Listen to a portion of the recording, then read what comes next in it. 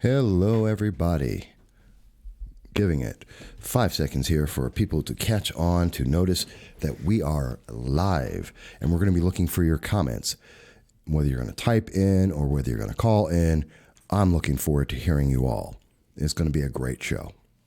So without further ado, let me get started and mention that this is No Soundbites Allowed, and I am here in the studio live with our guest.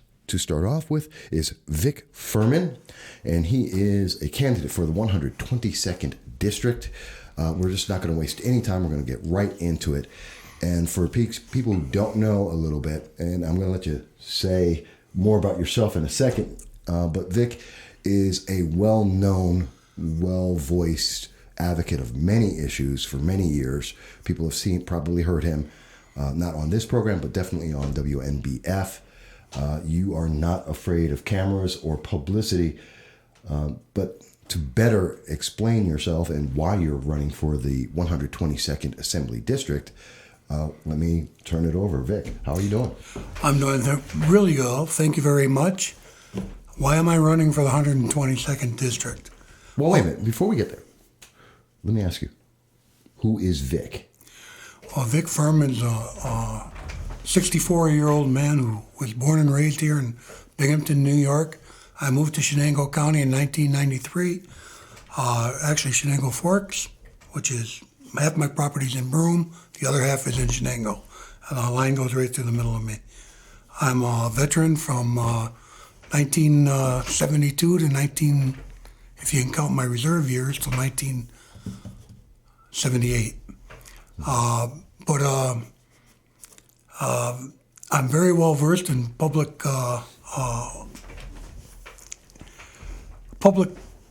interest on many different things. Mm-hmm. I go with I'm very well versed in natural gas and the natural gas issues. Mm-hmm. I used to fight against coal. I've always been against coal because of the poison that I think coal puts in our atmosphere. And that's why I became a natural gas advocate. It was because I knew it was much cleaner than coal. I'm anti-abortion. I'm pro-gun. I'm a white conservative Christian who not only loves America but loves New York State, and that's why I'm not running away from it.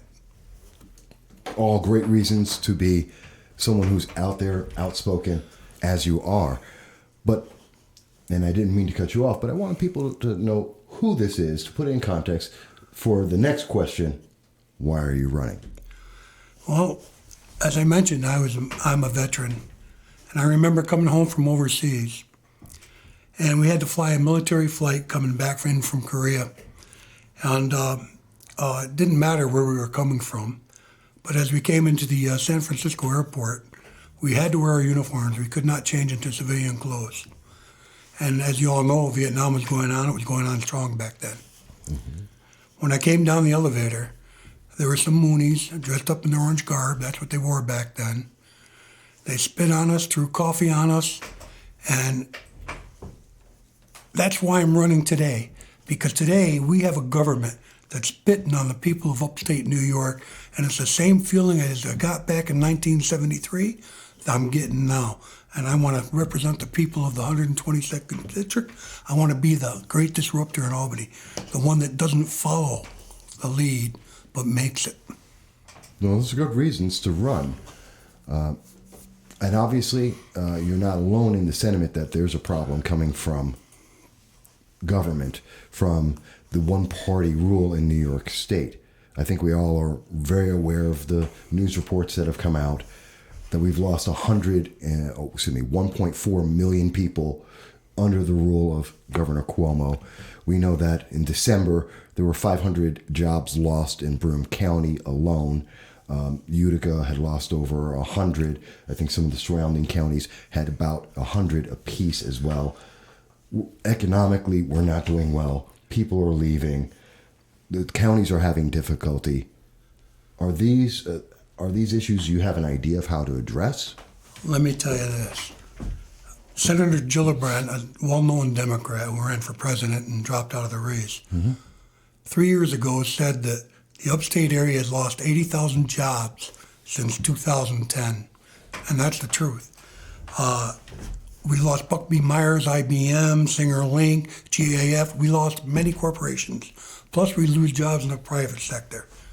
Now, politicians are going to tell you, and I'm no politician, at least I never was, but politicians are going to tell you, I'm going to go to Albany, I'm going to bring back economic revival, and I'm going to lower your taxes. Well, I'm 64, like I said. I've been hearing that since I was 18. I don't ever remember getting my taxes lowered by anybody going to Albany and fighting for lower taxes. In fact, right here in our own Broome County, we have a county executive who got our taxes dropped 1% in 1 year, and he brags about that. It's like $1.50, I think, per family member in the county of, I think it's 230,000 people that live in this county. Mm-hmm. Now, that sounds like a big deal, right? $1.50? I think ice cream cones alone went up that year, and I love my ice cream. But ice cream cones went up $1.50. So what did we save? We didn't save anything. The only thing that does, when a politician promises to cut your taxes and he cuts them 1 year out of 4, it's the year of the election. Almost always. Right? And that's when you see the tax cut, but it's never enough. I can't promise anybody that I'm going to go to Albany and get their taxes lowered. Here's my promise. I want to be the change in Albany. I want to be the guy that stands up at the State of the State address and say, Governor Cuomo, I'm from the 122nd and you're lying. Let him kick me out. At least I'll get it out there. And that's what we need in Albany. We need people who are going to fight for you. We need people who are going to address the situations that affect us all. We're losing our land. We're losing our rights. Little by little, every day, something's taken away from us. It's got to stop. Because soon, before you can imagine, your children, my grandchildren, and their children are going to be living in a socialist state in New York. It's going to be like a gulag, and that's what Cuomo wants. He wants to be the commandant in charge of the gulag. And I know that's strong, but that's the way I feel, and that's why I'm running. Okay. Well, no, having a passion for why you're running is always a good thing. I mean, if you don't have a passion, why run? So you mentioned a lot of things in there. I want to touch on a few of them if we can.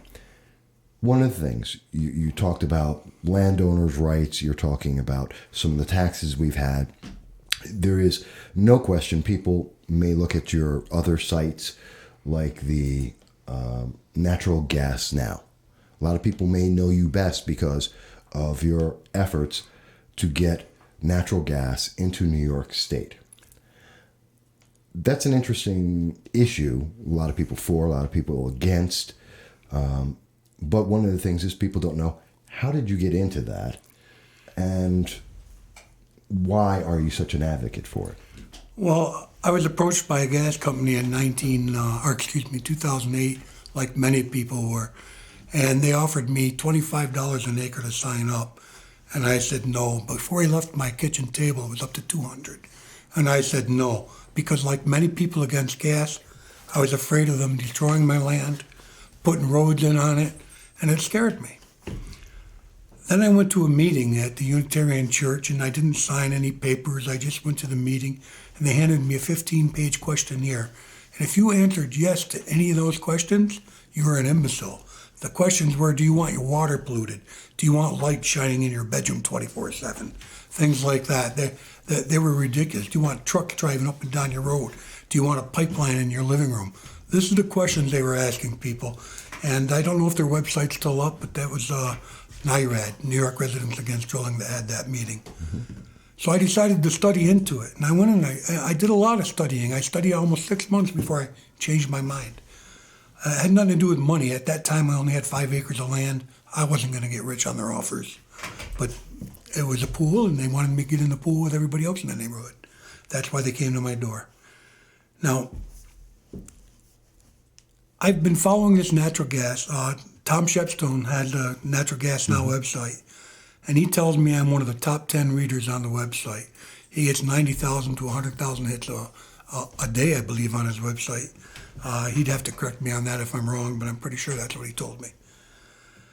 I've printed all kinds of articles. I've reported on the Binghamton solar farm. They're trying to sell solar to us as a clean form of energy. Mm-hmm. As a matter of fact, Governor Cuomo just put $12.2 billion or $12.6 billion into the budget to build windmills out on Lake Ontario. Yeah. And that benefits New York City. But let me tell you about those windmills. They're calling them clean energy. They're not clean energy. Each windmill takes, I believe it's 240 tons of steel. That steel has to be mined. It's iron ore that comes out of a mine. Mm-hmm. They each take 6 to 7,000 pounds of copper. And they have unrecyclable plastic and fiberglass to make the blades. Yeah. Those things are very dirty, very dirty. And then you got the batteries. You know, they say the lithium is a great battery, and it, probably is. It runs by power drill. But those batteries die rather quickly. So, and the cadmium and the stuff that they have to mine for those, the nickel, the heavy metals, they mine, that's more mining.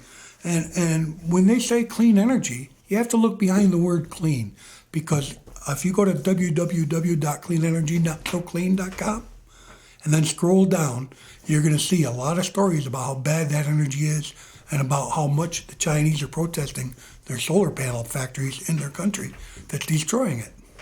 Well, I know there's a lot of controversy about green energy. There's a lot of controversy about what's really green, what's really renewable, what's really out there. And I've spoken about this on many a time about what really is green energy. But focusing, I know in Sanford area, there's the Bluestone Wind Farm project. I know that there's a lot of people who have spoken about that as something that they are upset about, because the blades, what do you do when they break? Because they do break often and they can't be recycled, and there's a huge cost for the usual thing is burying it. I know there's the cost of when they freeze, the maintenance that has to be done, or when the oil has to be changed, or when they burst into fire, which has happened in Cortland County and across the country. These are all known issues, which I don't think most people have heard about. Are you familiar with the Bluestone Project, and where do you stand on that? I'm very familiar with the Bluestone Project. I've been all up and down New Berlin. I've been at Sanford Deposit. I see the signs, no windmills on many, many yards. I talked to a lot of people. I've been to meetings. Seems like the only people that are for the wind farms are the people who are getting them put on their property. And God bless them. They want to make $1, and Governor Cuomo stopped them from drilling, so now they're going to this. It's like part of a plan. The governor had a plan. I'm going to use clean energy and kill anybody that doesn't want that doesn't want it by putting wind farms up. And that's what he's done. He's these solar farms. I have a 75-acre solar farm 2 miles away from my house going up. They clear cut the fields, and they're putting up steel right now. There's probably 500-600 steel bars that are going to be holding that up. Once again, where does steel come from? We mine it. It's not a clean form of energy. As you drive down Route 8 in New Berlin and go up through that area towards Utica, all kinds of signs saying no wind farm. And I got a call from somebody who told me on the telephone. I said, Vic, why are you against clean energy? And I said, I'm not. I'm against selling it with a lie. Don't call it clean when it's not clean. No, those are good observations about it. I mean, I found lots of data that supports exactly what you say. I'm going to come back to the question about renewable energy, energy for New York. I want to ask something else, because you're not just a renewable energy guy, not just a natural gas guy. That sometimes I think some people may think about. You have many other issues that you care about. Yes. Second Amendment. I'm a strong advocate for the Second Amendment. You were just at an event, even. Yeah, I spoke to a crowd between 200 and 300 people the other night at the Norwich American Legion. There was other politicians there, and it went rather well, I think. I don't want to brag, but there was a lot of clapping going on. Let me tell you about the Second Amendment. The Second Amendment gives us the right to bear arms, and it says that it shall not be infringed upon. And it says a well-rounded militia is there to aid the Army. What that means is what our Army has today, what they carry today, are semi-automatic and fully automatic weapons. Now, I'm not for fully automatic weapons because I was in the military. I know once you fire that machine gun, it goes up and you're missing half the rounds anyway. Single shot is the best way to go. Not single shot gun, but a 30-round magazine easy, with another one taped right to it. I've been in the military. I know how they work. what they mean by us being able to help in the Army in times of need as a civilian force is that we be armed equally to them. Not carry black powder rifles, not carry black powder single-shot pistols, but to have the same advantage with a small arms firefight that they have. And that's why I care about the Second Amendment. You never know. And you know what? They say there's over 300 million guns in this country. They do. There's actually 350 to 300 to 400 million guns in the country. And that's why Mexico's not up here raiding us with their army. I mean, that sounds silly, but the whole world knows that everybody in America has a gun. And that keeps the people at bay, believe it or not. Okay. So let me ask you then. What do you think of, and this is an issue I'm very big on, something that I've been very outspoken about, red flag legislation, New York SAFE Act. It's been said that these are things that are going to protect the public. As an assembly member, Clifford Crouch voted for and against the red flag legislation. Donald Lapardo of the 123rd voted for the red flag legislation. Where would Assemblyman Vic Furman stand on gun control, stand on things like red flags, New York SAFE Act? Well, the New York SAFE Act has to be repealed 100%. The Red Flag Act, I think that's just another way for the government to grab your gun.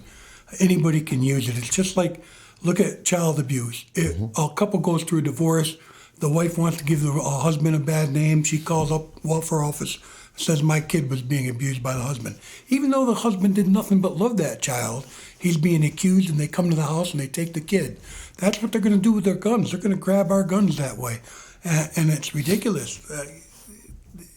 A school teacher, who, in talking to a child who says, my dad has a gun, that teacher can go ahead and have red flag that father because the kid saw the gun. And that's just not right.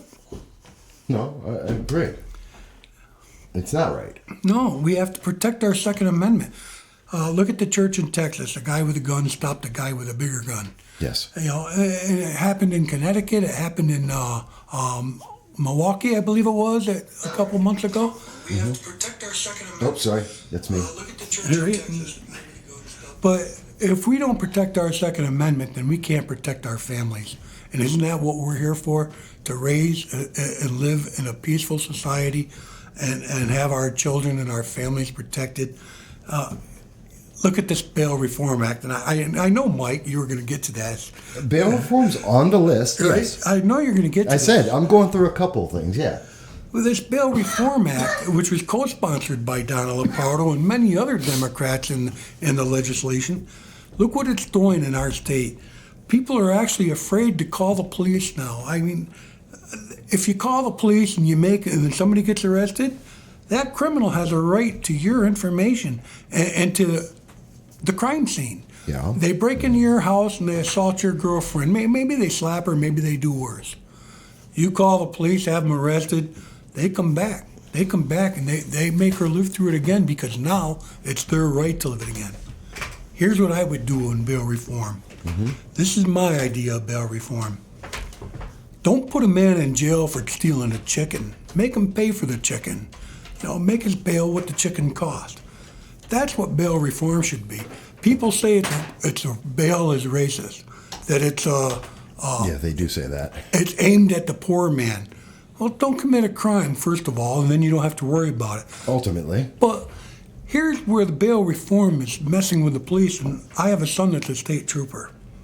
They go out, they do their job. They don't just go up to somebody and say you're under arrest, put them in front of a judge and send them to jail. By the time a person gets in front of a judge, they have evidence, and that discussion is being left out of bail reform. They have evidence of a crime. Yeah, the person's still innocent until trial, but they have evidence of that crime which substantiates the reason for arrest. So let's get that person off the street and put them where they belong, especially on violent felony offenders, rape and murder and manslaughter.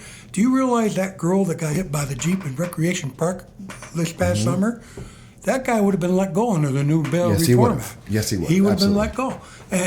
And how would that make the parents feel for this guy to, be able to sit down and do a deposition with the parents why the girl was at the park? And that's what bail reform is doing. It's making victims have to answer to criminals instead of the other way around. Okay. By the way, we have a couple of people who are speaking with us, watching this show, and we thank you all for doing so.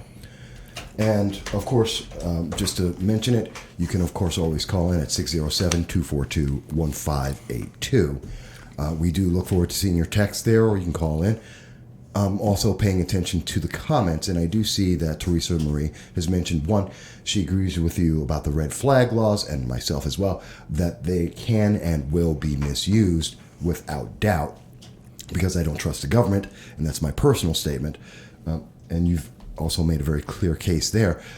She's also mentioned that she believes that the discovery part of the bail reform needs to be repealed. And I agree with you, Teresa, that bail reform has lots of issues. Discovery is one of them, making it harder to actually get to trial and try to punish criminals for breaking the law, which is the whole point of it. You don't need bail if you didn't break the law. It's a choice. It's not like they just walk down the street and were thrown in jail. My thoughts on that. And you can step in at any point and tell me, Vic, that you disagree or you agree with any of that. By the way, I know, folks, you see him duck down a couple of times. That's because the microphone's in the way of him actually seeing me directly. But we've talked about, so far, we're talking about gun control. We're talking about natural gas, renewable energy. We're talking about bail reform. Issues that many people would see as being very conservative or Republican. Let me ask you, one, what are the thoughts of people in your district, the 122nd district, when they're speaking to you? Are they mostly agreeing with you, or are they mostly not? And let me also ask you, how we have an assembly, we have a government in New York State that is very far left. It is socialist and progressive. How do you think you can address these issues with the rest of the members if you were to be elected? Well, listen, first let's talk a little bit about the election. Right now we have 150 assemblymen representing all districts of New York State. 107 of them are Democrats. I think 60 of them come from New York City. Yes, they are. Now, we don't need that divide New York City. That's never going to happen. I hear people say, hey, let's divide the state. That's never going to happen. One, there is Long Island is 1,700 miles in surface, square miles. New York City is only eight and a half square miles. Yeah. You add it up, by the time you add up the square miles in New York City and Long Island, it comes to 16,000 square miles, I believe it is. Roughly. But then you have the rest of the state, which is 55,000 square miles, all being controlled by that square mileage in New York City. Mm-hmm. Now, here's my problem with this. Those people down there, they don't know upstate New Yorkers. They think that we're dumb, Neanderthal, redneck farmers. I went down to New York City plenty of times carrying signs, and one time I went down and I did a survey with 3 other people. And one of them was a professor out of Oneonta. But we went down, we were surveying people on the streets in Times Square, and we asked them, what is fracking? The number one answer had to do with something with sex. That was the number one answer when we did our survey. The only person that knew what it was a homeless lady on the street when we asked her. At least that's the only one that knew what it was when I talked to her. Okay. The people in New York City have been told that fracking is going to kill their drinking water supply. Well, they should come up here and see when the Canadian goose come back or when they're getting ready to leave, what's going on in that water. Because you can't see the water. It's covered with goose fermentation. But it's more than that. It's more than that. New York gas usage has gone up 22% in the last 5 years. Right. That's a lot of natural gas. He's shutting off pipelines. I got invited down to Long Island and I spoke with the mayor. They had a rally down there on natural gas usage. And they were being denied. When I was down in Lynbrook, Long Island, there were storefronts, one after another was closed, and they had signs in the windows, no gas, we're not getting gas. I talked to one gentleman who spent $800,000. He owned a restaurant, he shut it down for renovations, he spent $800,000 renovating his restaurant. Went to get it turned back on, the gas turned back on that he used to have, they wouldn't turn it back on because there's a shortage. And that was a decision they made, National Grid. And National Grid is innocent of what Cuomo accused of them, because when these people called the governor's office to ask for help, I don't know who, but somebody in the governor's office was telling them that National Grid and Con Ed was lying about the gas shortage to jack up the prices. Cuomo recently fined National Grid $30 million. Let's not forget that Cuomo took over the PSC, the Public Service Commission, and that's where the fine comes in. They didn't lie. The only way they're bringing that gas in to meet the need now, because Cuomo's making them meet the need, is through those so-called bomb trucks and bomb trains. They're getting a CNG from Texas. They got just signed a 5-year contract, and they're bringing all that gas up from Texas in the form of CNG and injecting it in the pipeline to meet the demands of growth in New York City. And do you remember Enron and what happened in California? Very well, yeah. That's coming to New York. That's coming to New York because we have had no new infrastructure since Cuomo took office on gas coming from Pennsylvania or from our own backyards, our own place. We have so much gas under us. We have 7 different shale plays underneath us. We got the Utica, the Marcellus, the sandstone, some that I even forgot. But there's several different shale plays underneath us, and we need to tap into that. Why? Earlier you asked me about jobs. Yeah. Well, I was coming back to it. Well, let me tell you about the jobs in Pennsylvania. According to the Pennsylvania Employment Office there, where they keep track of numbers like that, the Marcellus drilling job has created 70,000 direct labor jobs and possibly 120,000 indirect labor jobs in Pennsylvania. Now you can Google that. I could have it backwards. I'm going back 2-3 years on my memory. That's fine. But this is the economics that come here. Last year, the people in Susquehanna County, Pennsylvania, got $1.5 billion in royalty payments that have been injected back in the community in the form of chow, in the form of a new hospital. Cabot didn't pay for that whole hospital. The people in the community paid for that hospital. The people benefiting from natural gas. I talked to the Red Cross down there. I've talked to a lot of organizations when Cabot had their last picnic down there that had tents set up. Mm-hmm. And they said gas drilling has made charitable contributions outshine anything they have ever seen before. So everybody benefits. Look at their price they're paying. I'm paying $5.60 for a gallon of propane at my house. My girlfriend, ex-girlfriend, that lives in Pennsylvania, she's paying $1, I think 89 it was, for a gallon. Because Pennsylvania's drilling, we're not. Right. So, oops, what did I just hit? It wasn't me. No, that's what I did. Oh, sorry. Sorry, folks. Blasted the ears there. Bumped into the wrong, into my volume here. I was like, why is my volume's through the roof? Let me ask, because